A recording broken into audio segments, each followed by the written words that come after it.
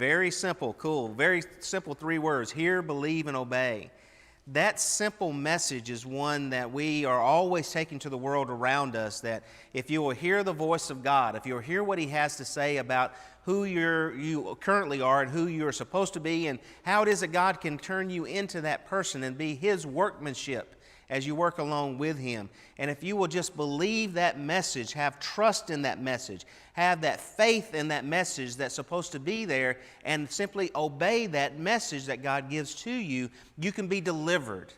In Hebrews chapter 3, what's being talked about is, and this goes from chapter 3, verse 7, all the way to chapter 4, verse 2 in particular, that God's angry with a generation of people who had been slaves in Egypt.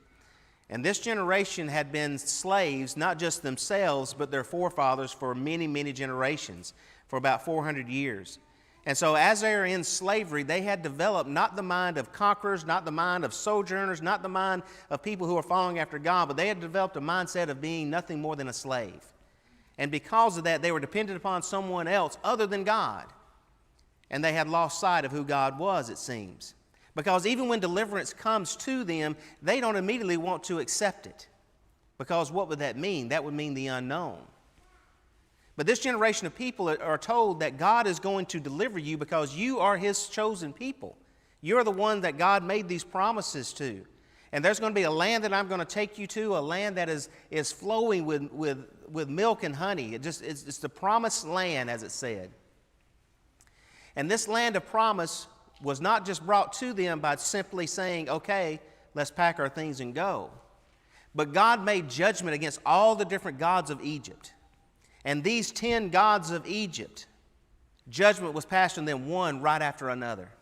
And God conquered them through the sending of all sorts of plagues, and at the end, causing the firstborn of all to die, except for the ones that heard and believed and obeyed this message about simply taking some blood and putting it over the post of their home. And because of that, death did not touch their household.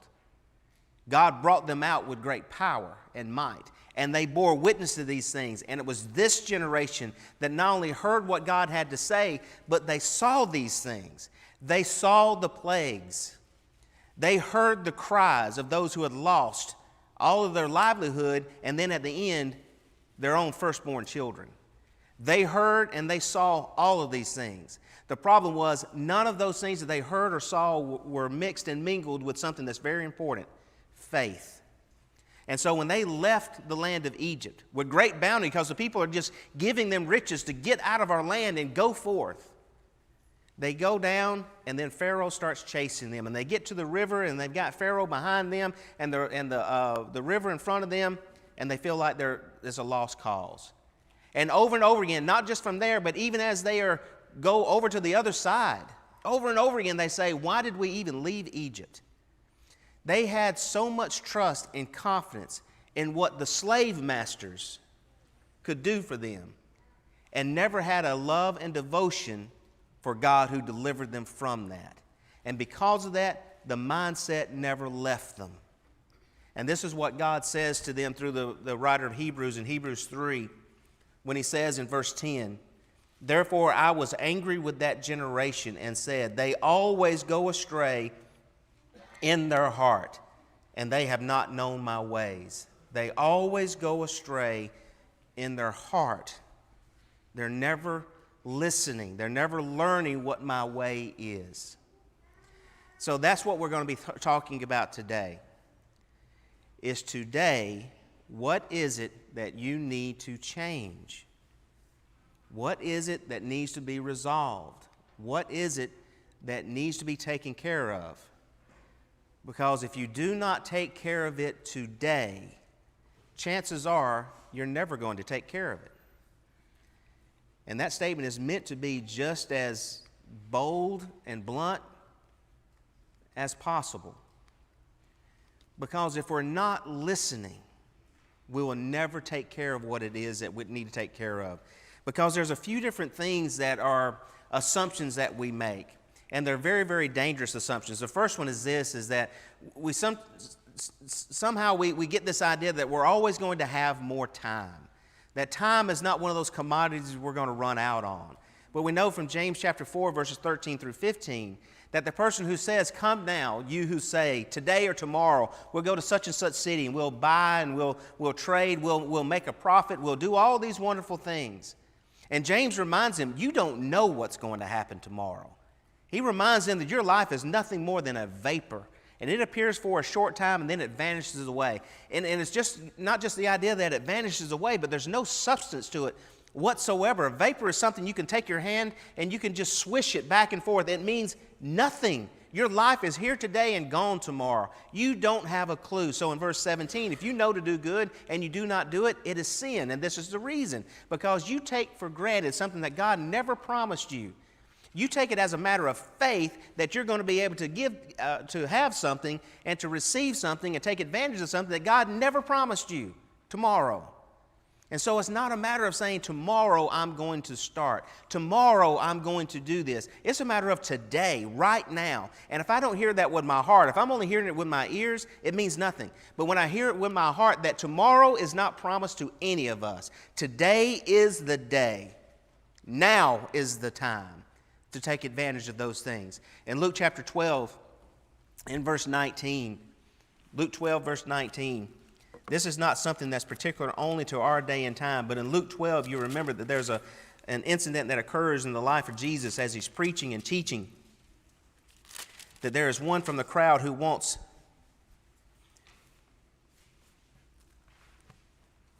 his brother to divide an inheritance with him in verse 13. And Jesus has to remind him that he's not sent to be an arbitrator between these types of affairs of men, that Jesus was actually teaching about something that was a whole lot more important.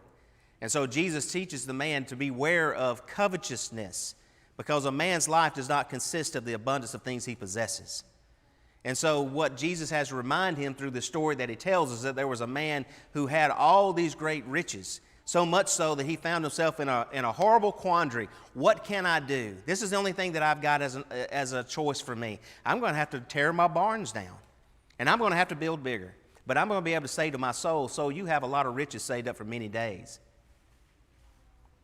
And God reminded him that he was a fool, because that night his soul is required of him. There's a lot of people who laid their head on a pillow last night that did not open their eyes today. And not just because there's some virus that's going around. There's always a virus going around. And it's not because there's other diseases that are going around now. There's always been diseases. It's not because there's just war going on in places. There's always been war.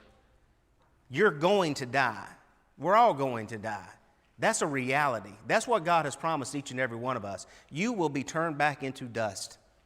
That's the promise. God never promised any of us tomorrow. And we are a fool when we think we're going to see tomorrow. That's a foolish endeavor.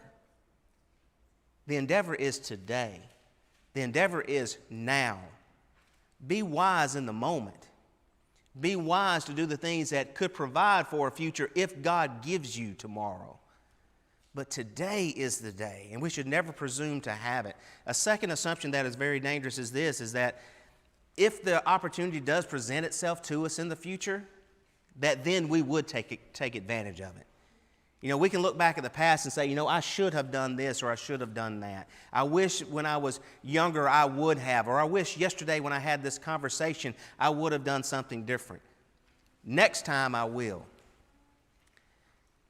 We make a grave mistake if we don't decide that today I'm going to. Call the person you talked to yesterday. Come in contact with, make changes, but make them immediately and make them today. I think this is what is being talked about in Ecclesiastes 12 and verse 1, where the young are encouraged to seek the Lord while you are young in the days of your youth, because days are coming that you're not going to enjoy. And you're going to have burdens and issues that you don't think about when you're young. And when that happens, you're going to get consumed with those things. So if you don't decide when you're young to be seeking God, you're probably not going to do it when you get older. That's why the Bible says that you train up a child in the way that he should go. But you're training up a child in the way that he should go, so that when he's old, he won't depart from it. Learn these things early. Learn these things today. Parents, if you're saying that I need to start praying with my children, teaching my children, spending some time in study with my children, I need to start doing these things, you will probably never do them. Today is the day. Now is the time. This is the moment that you have. Don't think that tomorrow night you're going to have that opportunity, and don't think that if you don't make that resolution right now, as you hear it from God, that you'll take advantage of the opportunity the next time it comes. It's a dangerous presumption. This is why good intentions usually lead to regret. Because there's a lot of things that we intend to do that we never get to doing. Because we don't listen to it with our hearts, we only listen to it with our heads. And we think that maybe circumstances will change, and they won't. In Matthew 12, verses 41 through 45. Matthew 12, 41 through 45.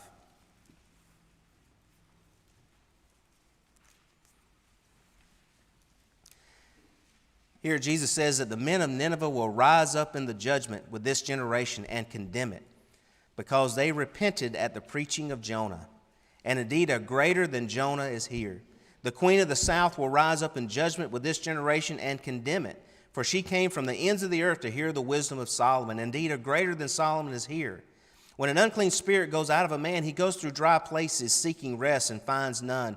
Then he says, I will return to my house from which I came. And when he comes, he finds it empty, swept, and put in order. Then he goes and takes with him 7 other spirits, more wicked than himself. And they enter and dwell there. And the last state of that man is worse than the first. So shall it be also with this wicked generation. Jesus compares it to and says it's just going to be judged by the same way in which Nineveh had this prophet Jonah come into it, a reluctant prophet, as we remember the story. And when he marched through that city and walked through that city and he was preaching and teaching about the righteousness of God, that city changed. It took advantage of what was right in front of them at that moment of time, to Jonah's chagrin. But they did it. The queen of the south, she heard about Solomon's wisdom, and so she left and went to hear of it. Then she did not wait. It's about taking advantage of what you have right now, because we're never promised anything more than that. Time is one of those things that if we do not take advantage of it immediately, and when we have those opportunities, it's going to lead to a hardening of the heart. And that's what Hebrews chapter 3 warned about. Don't be like your fathers, who did not listen to what I said to them, but they became hardened in their hearts instead. In John 12, verses 37 through 40. Let's look at a few verses. John 12, verses 37 through 40. It says, but although he had done, speaking of Jesus, had done so many signs before them, they did not believe in him. And this is what we looked at when we looked at the servant songs not long ago. That the word of Isaiah the prophet might be fulfilled, which he spoke. Lord, who has believed our report? And to whom has the arm of the Lord been revealed? Therefore they could not believe. Because Isaiah said again, he has blinded their eyes and hardened their hearts, lest they should see with their eyes, lest they should understand with their hearts and turn, so that I should heal them. What the writer is saying is that when these things came to them, and they even saw the great things that Jesus did, you would think, how in the world could someone not turn, not have their hearts soften, not obey when they saw the mighty things that Jesus did? This generation is no different. And it's no different than the generation that came out of Egypt. They saw all the signs and all the plagues. But brethren, we have not just the signs and the plagues in the days of Egypt. We not only have all the prophets and the things that were done through them, we have the things of Jesus recorded for us. We have the foresight of the things that are coming when the world is going to come to an end. We have a glimpse into heaven itself. Brethren, we have more than any of these people had. And yet they did not turn. And their eyes were blinded. And their ears became dull because their hearts were hardened. The longer I put off obeying, the longer I put off doing, then brethren, the harder my heart gets. Paul went through this in Acts chapter 28 and repeats very similar statements about those who came and heard the things that he preached and the things that he taught. In Jeremiah chapter 7, let's turn there together. Jeremiah chapter 7. Jeremiah warns of this and speaks of it as well. Unfortunately, it's a reoccurring theme throughout the Scriptures. In Jeremiah 7, starting at verse 25, it Since the day that your fathers came up out of the land of Egypt until this day, I have even sent to you all my servants and the prophets, daily rising up early and sending them. Yet they did not obey me, nor incline their ear, but stiffened their neck. They did worse than their fathers.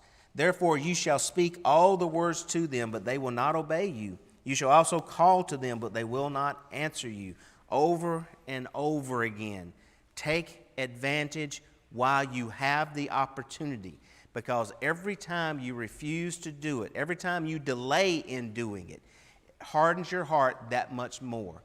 The effect is not there anymore. There may be some in this audience that have heard the gospel preached, and the terror of going to hell struck you deeply.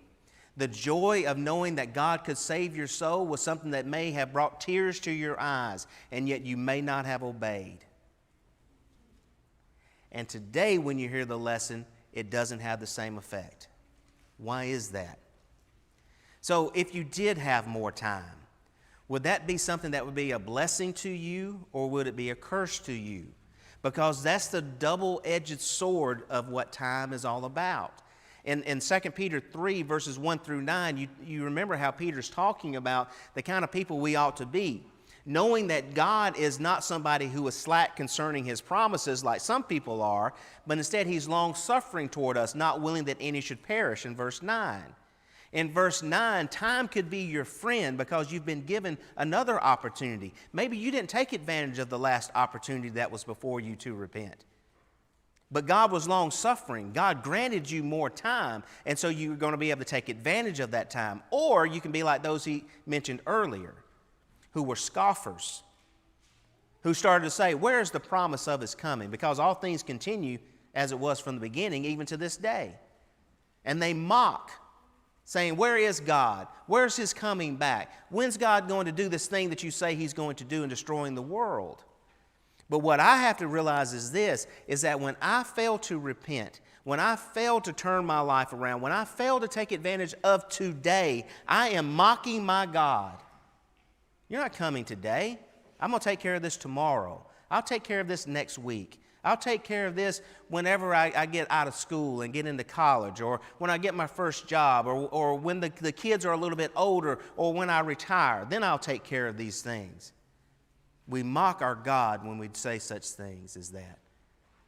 God remembers his promise, and God will honor his promise.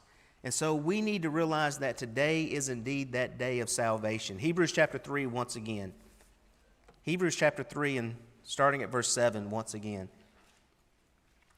Therefore, as the Holy Spirit says, today, and notice how many times in these passages he will say today. Today, if you will hear his voice. If we don't, this is what happens. Do not harden your hearts, as in the rebellion. It is rebellion. In the day of trial in the wilderness, not just the trial that they were going through, but notice in verse 9, God says, where your fathers tested me, and they tried me. They saw my works 40 years. God was not pleased. God said, therefore, I was angry with that generation. God spoke and said, they always go astray in their heart, and they have not known my ways. So God took an oath and swore, not in his pleasure, not in his joy, not in his grace, and not in his mercy. God swore in his wrath, they shall not enter my rest. Beware, brethren. This is what the Hebrew writer is telling the brethren. Beware, brethren, because these are the ones who had known what God had done through his son Christ, the Christ. They had enjoyed the blessings of becoming Christians, and now they were looking to going back into possibly Judaism.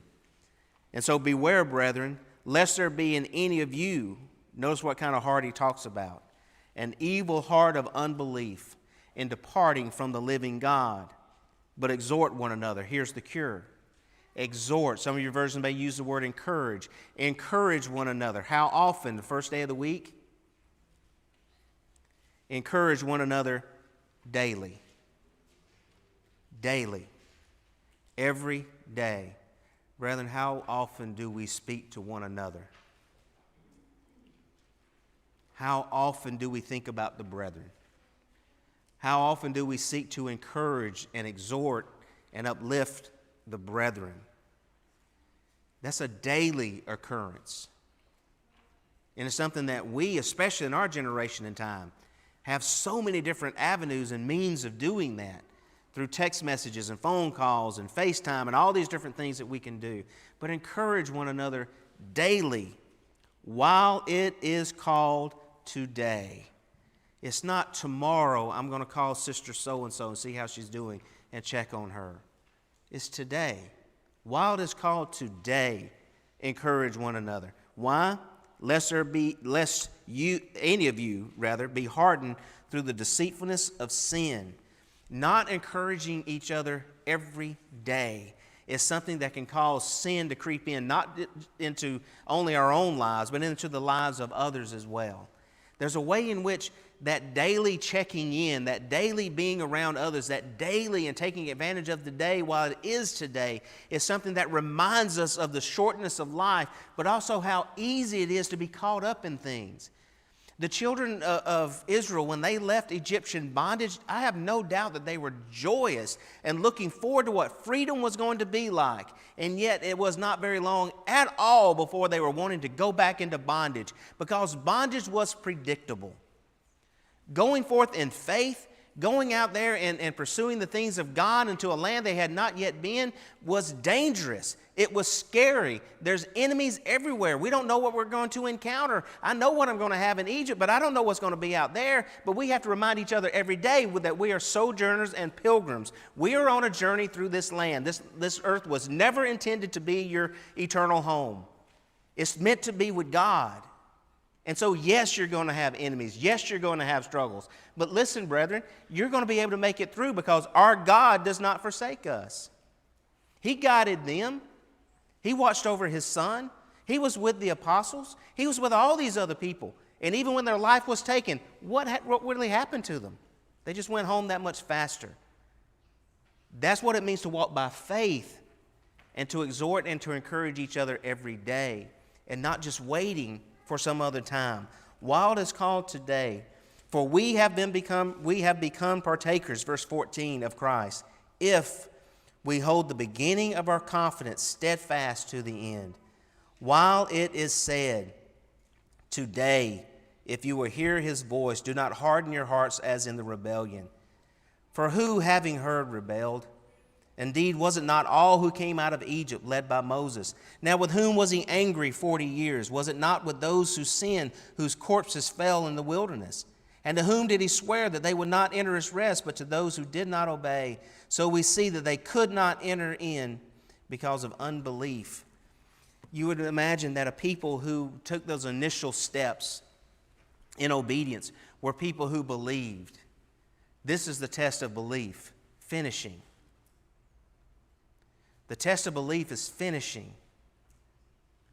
If we're not willing to finish, if we're not willing to make it through the individual struggles that come upon us every day, how do we expect to make it to the end? This is not the last struggle. This is not the last battle. It's not the last fight. It's not the last desert. It's not the last whatever. It's all going to come back again. We'll make it to the end. We have need, Hebrews chapter 10 says, we have need of endurance. That's what the brethren need. That's what they did not have. And the reason they didn't have it was because the things they heard was not mixed with faith, trust in who our God is. So chapter 4, verse 1 reminds us, therefore, since a promise remains of entering His rest, because it was not here on the earth, it was not enjoyed by that generation here on the earth. There's a promise that remains of entering His rest. Let us fear, lest any of you seem to have come short of it. For indeed the gospel was preached to us as well as to them, but the word which they heard did not profit them, not being mixed with faith in those who heard it. God does speak, and He speaks to us today. I've been amazed at how many times Gary seems to have stolen my notes because there's a lot of verses that we've been using in common, especially as we talk about these types of topics. But in Hebrews chapter 1, verses 1 and 2, we're reminded that God was speaking to his people. At the very, very beginning, and we'll look at this more tonight as we talk about the tree of life, God spoke directly to Adam and Eve. And there are many times throughout man's history that God spoke directly to man, and man didn't hear, didn't listen. God spoke to man by doing great and wonderful miracles, and man didn't hear, didn't listen. God sent prophets, and these prophets spoke on behalf of God to the people, so maybe they would listen to another man, and they didn't listen. God sent his only Son in the form of a man who came as a servant to all of men and went around doing nothing but good, healed diseases, and cured all kinds of sickness. And man did not listen. But God, who in various times and in diverse ways spoke in times past through the prophets, has in these last days spoken to us through his Son. So Hebrews chapter 12 says, do not refuse him who speaks. God has made it clear. He has made it plain what he wants from us. And as we have those opportunities that are presented to us to hear what God has to say, again, the question I ask you is this: what is it that needs to happen? Needs to happen today, not tomorrow, not some other time. Don't just listen with your ears. Don't just view it with your eyes. We need to hear it deep within us. I need to be listening with my soul. Because this outward man is nothing but a shell. It's a tent that I'm dwelling in. The real me is on the inside. And that real me is revealed when I use this tent, this body, to either obey, disobey, or delay. But today, as I have opportunity, today as it presents itself to me, I need to take advantage of it. So as those in Acts chapter 2, starting at verse 36, people who had come to Jerusalem, no doubt for the Pentecost to worship, and were there from all sorts of different nations and peoples and tongues. And as Peter stood up with the rest of the apostles and began to preach and teach concerning who Jesus was and him being the fulfillment of the promise made through all the prophets and David himself, it says that all the house of Israel know assuredly that this Jesus whom you crucified has been made both Lord and Christ. And there might be some good things that can be said about those in later chapters, even in the book of Acts, who says, well, we will hear you more on this later. But there's something a whole lot better about those who were cut to their heart when they heard that and decided right then to say to Peter and the rest of the brethren, men and brethren, what shall we do? And when Peter gave the command to repent and let every one of them be baptized, 3,000 of them decided today is the day. I'm not going to wait. I'm not going to delay any further. I'm not going to have my heart hardened. I'm guilty of crucifying the Son of God, and I want to take care of that today. And so that day, it says, that day the Lord added to the church. And every day the Lord was adding to his church those who were being saved. Those are people who have that heart, that have listened to what God has said and know something needs to change. And it's going to change right now. That's what today is all about, and about heeding the voices. So the question I'm going to leave with you is this one, is are you listening? That as we go through Bible study, as we go through our classes, when we go through these exercises and seeing what it is that God would have us to be, take advantage of those right then. Don't put them off. When you have an opportunity, when you have the time, when you know what's needed of you to encourage and exhort one another, take advantage of it while you have it. Because time is fleeting. Days fly by. And in the blink of an eye, like a vapor, our lives are gone. And so if there's something that you need to change, don't wait. Take advantage of it as you have this chance. As together we stand and sing this song, won't you please come if we can help?